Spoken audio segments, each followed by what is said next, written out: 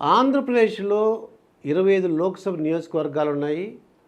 Rise సంస్థ ఫిబ్రవరి 1 వరకు నిర్వహించినటువంటి సర్వేలో అసలు ఏ నియోజకవర్గం, ఆ లోక్సభ నియోజకవర్గం, దాంట్లో ఉండే కాన్స్టిట్యుయెన్సీ, వాళ్ళు ఏ పార్టీ గెలవడానికి అవకాశం ఉంది, ఎక్కడ కీన్ కంటెస్ట్ ఉంది, పోటాపోటీ ఎక్కడ ఉంది, గట్టిపోటీ ఎక్కడుందో ఇప్పుడు చూద్దామండి. ఇది ఇక కర్నూలు చూసినట్లయితే కర్నూలులో కర్నూలు, కోడుమూడూరు, ఎమ్మిగనూరు, అలాగే మంత్రాలయం, ఆదోని, ఆలూరు, పత్తికొండ.